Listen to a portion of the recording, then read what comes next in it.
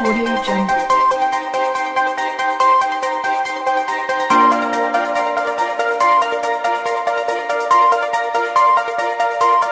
Audio Jungle.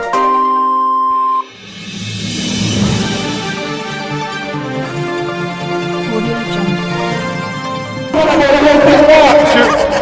À Paris, à Londres, bien que bandi lelo na Bruxelles, awa, na siège de l'Union européenne, il faut que batu à Paris, batu à Londres, batu aux États-Unis, batu à Berlin,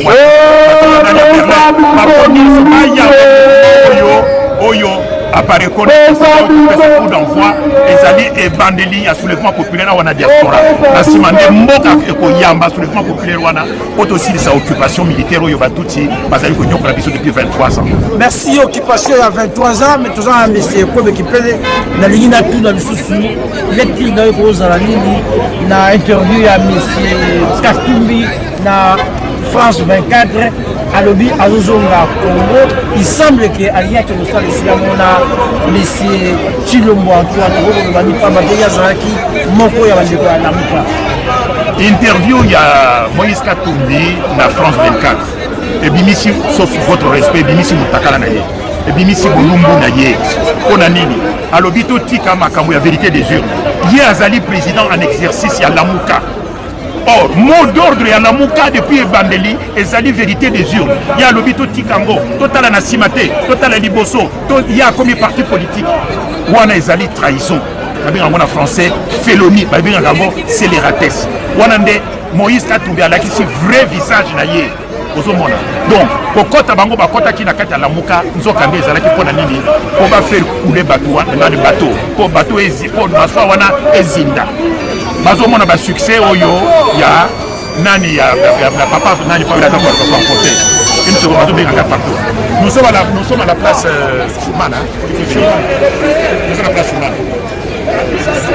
Oui, tu peux venir, oui. Ok. Donc, nani succès à Martin Fayou. Succès à Martin Fayou, mais puis Bango Bobani. Pour Bango Liboso, Babimaki déjà na kati à train. Babimaki le 23 mars, tant basala qui réunion na Bango Liboso. Balobi, biso, to lingi total à ceux qui t'occupent comme plateforme politique. Plateforme politique, c'est-à-dire pour nani, pour conquérir le pouvoir. Mais si balongi d'élection. Balongi d'élection il y a 30 décembre 2018. Bon, on passe sur les partis politiques pour une longue élection de gagner. Donc, on a les alliés d'émission, les alliés capitulation, les alliés trahison. Il y a un peuple qui va passer ça qui va au pouvoir. Mbala liboso de bango ba bimaki na kati ya train. Train oyo motazo me bango nani les alliés Fayou. Mais bango ni que bango ba bimi na train. Motazo landa train wana na Fayou les alliés kaka nani Adolphe Musito. Ba mosusu ba bimi na train ba kiti. Mais bango ni train oyo kende mbangu. Partout, parce que je parle de les cas, par succès, par succès, par le binon, c'est ça qui est erreur. Tous zonga les sources na train wana. Bayeko zonga na réunion ya nani ya Brain la le. Ba koti na kati ya train, balongi na falo yo longwa na pilotage. Biso moto mema train wana. Ba kamati présidence papisi nani, papisi Moïse Katumbi. Omoni pona nini kwa ke ko tia accident na train wana train mbeba yekufa. Yango wana makambo abiti kolobana nani na France 24. Merci. Est-ce que vous avez dit réaction des Aïndini l'appel et à M. Rwanda sont congolais, tout ça la synergie, la Katia dynamique Fayou et le peuple congolais. Aux commentaires des années. Mais nani Kouloutou Honoré Ngwanda, ye banda combat na ye. Il n'a pas varié d'un pouce. Banda à banda combat na ye, on a dit banda. Ezala na mikanda, ezala na ba radio, ezala na ba télévision, ezala na ba vidéo, ezala na ba conférence nyonso. Ye mutunde apesa qualification ya régime ya biso ezali régime ya occupation. Ye mutu ya liboso. Lelo yo il faut que biso nyonso to sangana. Discours na ye wana ko sangana. Lelo to moni décider na Lamuka. Baye kokota, baye nzela moko na nani na Apareko. Ngai oyo boye bakate nazali coordonnateur ya plateforme ngo comme nango la nouvelle conscience congolaise. Na lobby na koki kotika Kouloutou Honoré ndenge wana te. Il faut ngana ya. Na moni ba parti mususu belé bakoti yawo. Pona nini? Po Kouloutou Honoré alakisi nzela. Yo zali muta bendele ezalaka liboso te po bato balanga. Donc soki biso to lobby loba moko. Soki to zali, soki to sangani to komi bomoko. Wana nde to koki ko sala pression pour être occupation wana esila. Voilà pourquoi biso nyonso lelo tosangani.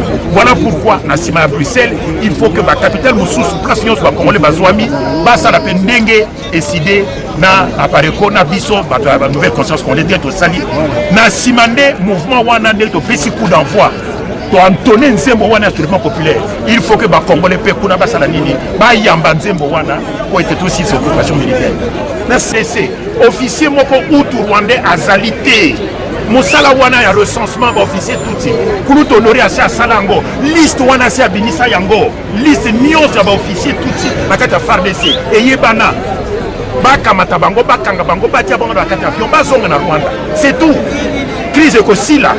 Ça fait 23 ans que la crise est aussi la terre. On a dit que nyoka suivi ça, balobi nyoka mabe a suivi non, potanga komba nyoka wana te. Potanga koma mututi. Ce que tangi comme extrémiste. Makambo wana, humiliation wana, nani, intimidation wana et sili pona biso. Lelo photo bilisa maloba. Hypocrisie et sila. Pour le bas clair.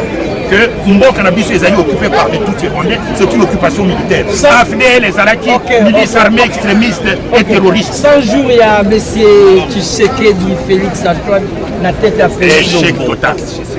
Hier, d'ailleurs, de toutes les façons, hier, ma campagne, c'est de la Camoniade. Diplôme d'État, Ezali, Yamoniade. Pouvoir bapessier, Ezali, Yamoniade. 100 jours, Ezali, Yanini, Yamoniade. Les lois, UDP, c'est comme Nini, parti à Moniade. UDP, c'est Ezali qui parti à Mounene. Papa Naye, à Salimboula, Toukoumi Balé, Toukoumi Sat Nami Balé, pour Atonga UDP, à Koufi. Hier, en 3 mois, à BBC a ruiné complètement l'héritage à Papa Naye en 3 mois. À Koki Kobongisa UDPST, à Kobongisa Congo, Ndengemine.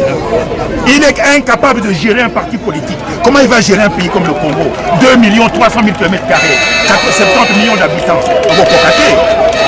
Merci Mandeko, la adjoint Zaki Bongo de Sekwebe Kimpele, analyste politique, journaliste, Yamboka Congo, Motomonene, Bisobanso, Tokota Nakati ya dynamique Fayulu, pour tout ça, Moussala, to libérer, Congo, le manga soit Lubi Boy, na Lubi Boy, Soki Leloyo, Bakonzi, Bapesi, Mitindo, Bapesi ordre, il y a soulèvement populaire, Moutounion Sabi Mananda. Mutu nyonso na bato bakufa na cimetière basekwa bakita na balabala pona nini po ba accompagner soulèvement populaire moto atikala na ndako te aso ozala maladi bima na balabala ozali mwasi mobali mwana mokolo bakopesa modo da soulèvement populaire biso nyonso tokita na balabala tobenga na monguna maloba nanga ya sukande yango wana. Merci Abentembo les Rwandais na sima machine Zali Bongo Libitali Bongo na radio TV. Merci. Bobo Mbango.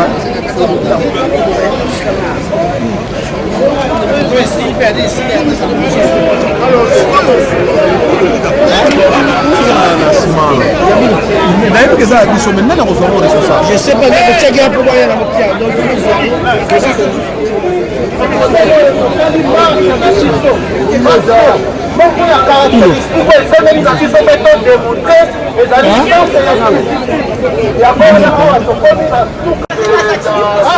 Nous sommes venus nous adresser à l'Union européenne. Vous savez très bien qu'en 1914, pendant la Première Guerre mondiale, le monde avait besoin du Congo. Le monde avait besoin du Congo pour son caoutchouc. Et le Congo avait fourni ce caoutchouc-là. Le monde a été libéré. Vous savez très bien, en 1945, le monde avait besoin du Congo. Le monde avait besoin du Congo pour son uranium. Vous le savez très bien. En 1945, pour stopper la guerre de 1945, le monde avait besoin du Congo. Et le Congo était présent. Le Congo avait fourni l'uranium qui avait stoppé la Deuxième Guerre mondiale. Et le Congo était absent. Et maintenant, le monde s'est tourné vers le Congo pour son cobalt. Le monde s'est tourné vers le Congo pour son uranium encore. Le monde s'est tourné vers le Congo pour les matières qui fabriquent maintenant vos portables. Vous qui êtes en face de moi, vous avez un portable sous votre oreille. C'est grâce à la matière première fournie par les Congo. Vous savez le nom de cette matière? Moi, je peux te dire que c'est en pleine trace. Et aujourd'hui, le Congo s'est tourné vers le monde. Vous avez eu ces matières premières. Vous en faites ce que vous voulez. Et aujourd'hui, les Congolais... Martin Fayoulou Madidi, il avait gagné à 62,11%.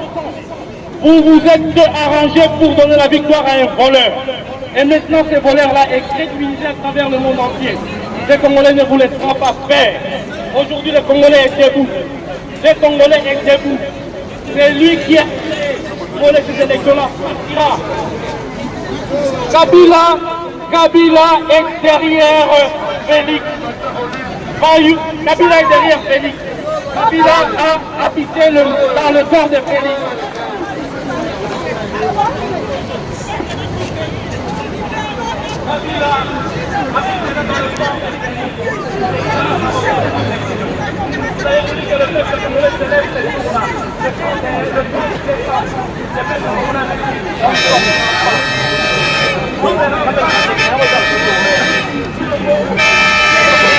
Ma, c'est fini là, ouais, Yolande.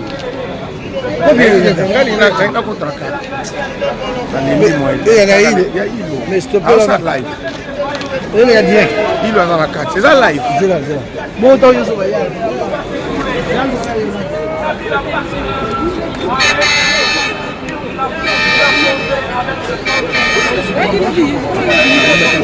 Telelo. Au milieu de la tour. Tu te donnes ma troisième dimanche, tu peux me voir conseil. Tu es représenté.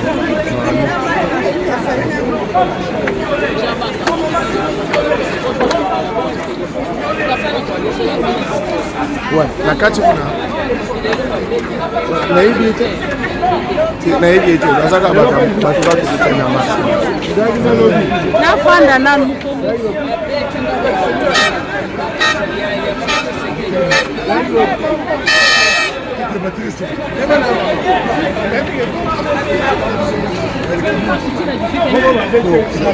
Ça va maintenant? Ouais, non, bah écoute, c'est parce qu'on va avoir des plaintes et alors j'ai pas envie que notre va. Ok, ouais, c'est bon, ouais. Parfait. Ok, merci. C'est bien le message du président Martin Fayoulou. D'abord, nous remercions le président Honoré Ngwanda Zamboko Atumba de la Pareco. Si on peut applaudir M. Honoré Ngwanda Zamboko Atumba.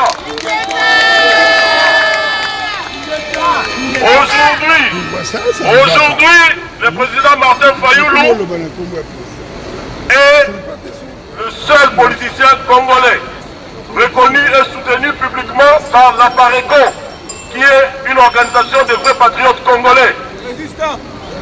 Aujourd'hui, nous avons compris qu'il fallait faire un pont, qu'il ne fallait pas diviser les Congolais. Honoré Ngwanda soutient son frère Martin Fayoulou dans ce combat de la vérité des urnes. On a circulé sur toute l'étendue du pays pendant la campagne. M. Tshilombo n'avait même pas le projet de 100 jours. C'est de l'amateurisme. Alors que le président Martin Fayoulou avait déjà présenté son projet de 100 premiers jours. Ce qui s'est passé le 30 décembre 2018 au Congo, on appelle ça un coup d'État électoral. Alors, face à un coup d'État, il faut opposer une résistance. Face à un coup d'État, il faut opposer une résistance. Face à un coup d'État, il faut opposer une résistance. Voilà pourquoi aujourd'hui nous manifestons notre solidarité. À Pareco, décidé dans ce combat. Ce combat, c'est un combat de principes et de valeurs. Le président Martin Fayoulou a été élu. Nous ne voulons pas léguer aux générations futures, à nos enfants, à nos petits-enfants, ce qu'on appelle le jeu d'équipe gagne. Voilà la raison de notre présence ici. Nous vous disons que M. Tshilombo, s'il envoie ses lobbies pour vous tromper, dites-leur que la légitimité au Congo s'appelle Martin Fayoulou Madidi. Que vive la République démocratique du Congo, que vive la Pareco, que vive le CIDE, Ingeta, je vous remercie.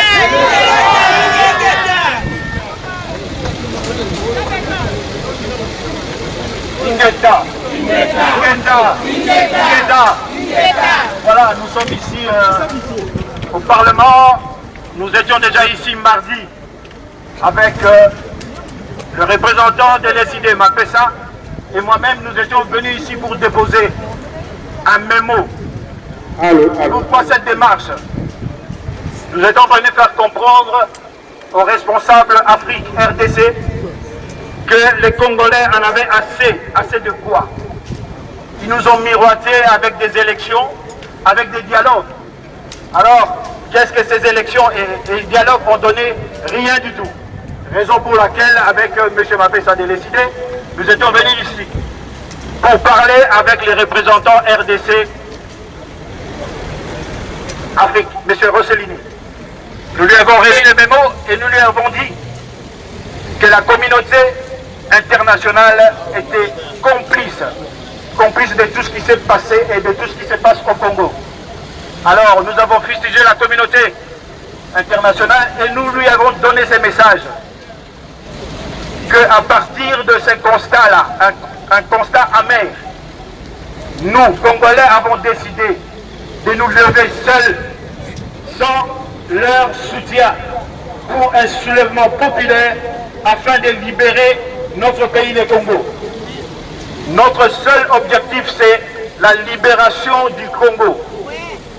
J'aime à dire, à reprendre un général américain du nom de Mark Arthur, qui disait que les batailles perdues se résumaient en 2 mots, trop tard. Et c'est ce que nous ne voulons pas au Congo.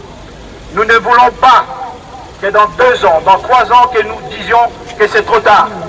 C'est pour cela que nous devons nous lever maintenant. On ne va pas attendre 1 an, nous devons nous lever maintenant. On ne va pas attendre 6 mois, nous devons nous lever maintenant. Donc l'heure,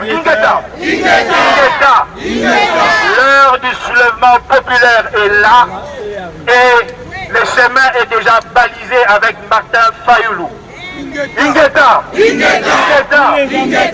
vive la République démocratique du Congo quand il sera libéré. Ingeta.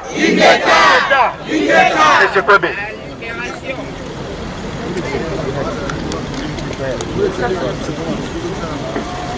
Bandeko mbote na biso. Mbote na biso mbala mibale. Mbote na biso mbala misato. Nayoki balobi tosala soulèvement populaire tokoboya te. Tosi tokufi est-ce que tokoboya kopola? Mais nzela mosusu ya mokuse eyali. Nzela ya mokuse boyebi so liko mela masanga. Soko meli masanga bière ola kwa nokite. Soko meli lo toko. Wana nzela ya mokuse. Nzela ya mokuse pona kubikisa mboka na biso eyali. Liboso na pesi longonia na pareko. Na pesi longonia na décidé. Lelo oyo ezali ebandeli ya libération ya mboka na biso. Oyo ebandi lelo eko continuer na France, na Allemagne, na États-Unis, na Angleterre, na bamboka nyonso, de place nyonso ba Congolais bazwami. Ngai nazoloba lelo en tant que coordonnateur général, il y a plateforme moko bino koyebite comme nango la nouvelle conscience congolaise. Pour la Congolais. Comment on a petit wana, avant la Congo et Sélémani na Tanzanie, mais na Congo a commis la combat. Donc cela veut dire chaque fois que on a fait une mission na Congo, dans un lac à Kabafo identité. Mobilisation est continuée, dans le village à Bamatanga, na Bafet, il faut qu'on continue parce que la stratégie à résistance et le Bamakalikola en combat. Si ça peut continuer toujours de ça, ça la photo commun, la destination na Biso. Donc l'idéologie toujours est pareil, même les bandeko oyo. Bakosaki batuke changement salami babandi kokende na Congo bakende koyela mabubu na bango au moins majorité bakomi kozonga mais bazozonga ya kobomba donc continuer toujours comme mobiliser batou et ça malamu mingi toute journée à l'église à jour moko ouvrable vendredi quand même bakongolais ba initiative moko ya bien donc continuer toujours comme mobiliser bakongolais le 25 il y a moi Oyo, je suis parlé de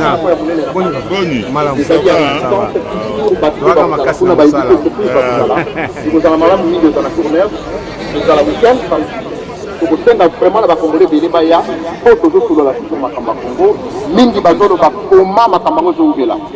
C'est pour cet exemple que on a battu Bélo dans la résistance, c'est plutôt pour tout ça dans 20 ans, mais exemple, ça la plus, c'est plutôt, mais détermination dans le salaire de la résistance. Donc, continuer toujours au Bunda, pour m'abeler, parce que je vais négocier avec ma tomoni lelo ndenge Hippolyte Kanambe a démontré na Congolais et l'autre est un ambassade à moi bien à Congo pour la stabilité de l'idée. Il fallait qu'il coupe le avec Congolais. Kanambe, mais tout est là qui est un peu gentil, a fait mais Rwanda a démontré na Congolais que a banda qui connaît la Bango, mais babanda kokosa bakanisa kiso bapesi sekedi tellement vérité ou minimum ayekobima na contact sans continuer toujours parce que bacongolais même baza na kati ya bamilisi oyo ya barwandais mingi bazolela mpe bazosenga toujours appui ya diaspora e bayebi ke diaspora ndenge ezali wana soki biso topese bras mboka ekei eloko moko ezali kuna te aussi longtemps que bacorrompre bato ebele mpe bato ebele baza na kati ya baprison illégalement donc continue toujours mobilisation igeta diaspora tozali prêt diaspora tozali prêt ezali sur likambo ya diaspora nous sommes prêts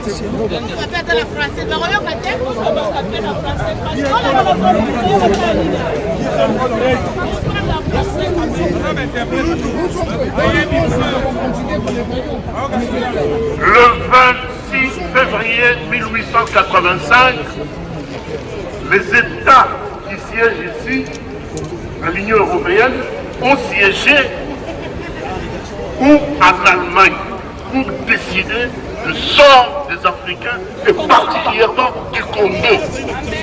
Depuis 1885 jusqu'à nos jours, nous avons connu des humiliations dans notre pays. Nous avons connu l'esclavagisme. Nous avons connu ce qu'on appelle en tout cas les travaux forcés. Nous avons connu la colonisation et la néocolonisation.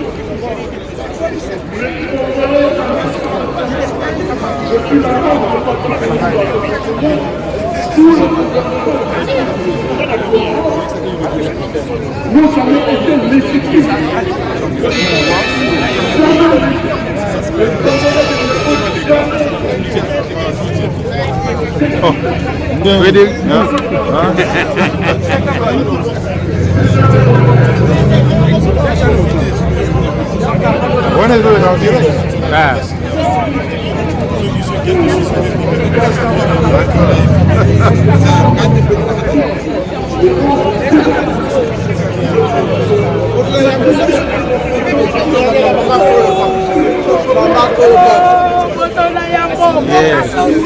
Ah, mama.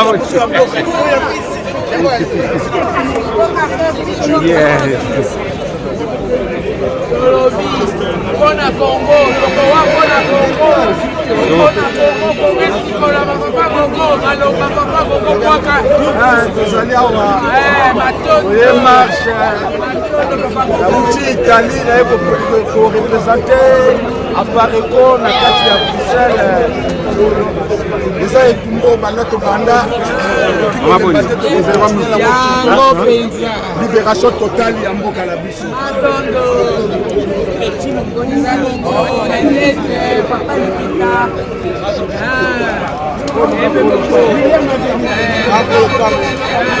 Pateka lopango te yaka locataire fitile siba de la kende ya kika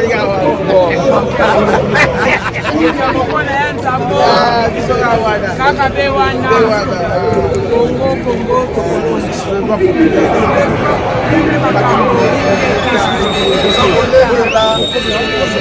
libération ya mboka na biso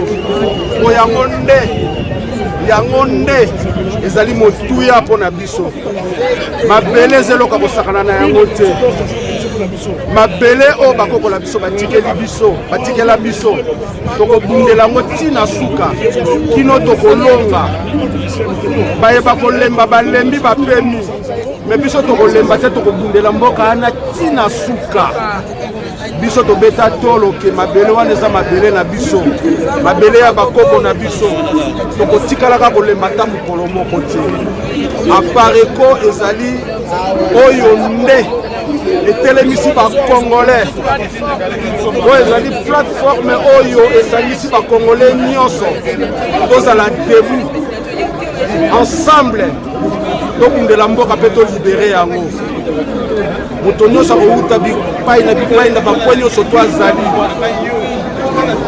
akoya kosangana na bandeko mpona kobundela mboka apart eloko wana eloko mosusu eza te soki tokundeli mboka te tokosala lisusu nini lelo bazobenga biso bakongole likolo ya mabele wana bongo soki tonéglige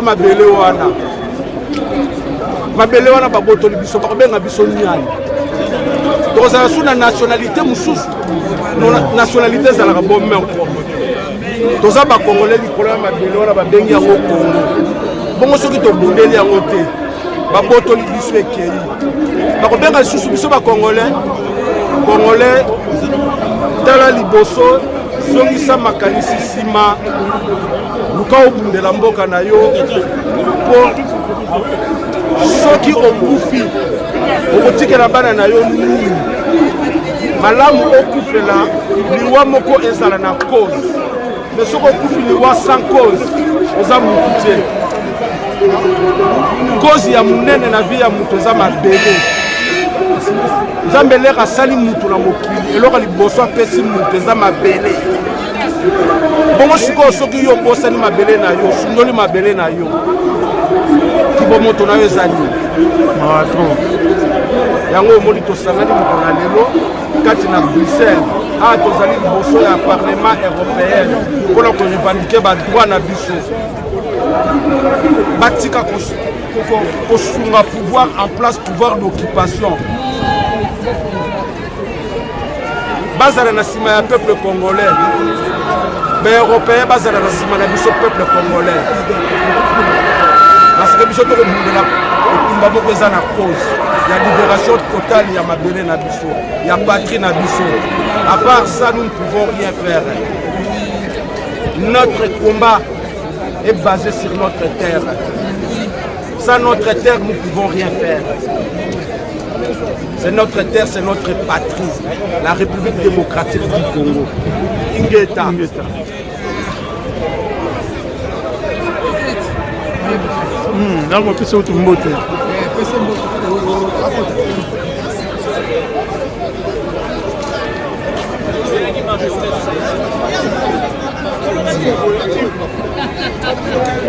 Allez. Bonjour. C'est mec. C'est ça pour madame. Ouais. La luki na bia. C'est mec ya zawadi. Habitala kuna vandi. Na ndako filmer. Moyen te. Musala pasi. Maman azali akuna liboso. Aza liboso kuna sana banderole wana simbi. Na so ata muki. Ingeta. Mabele ya Congo. Etalate.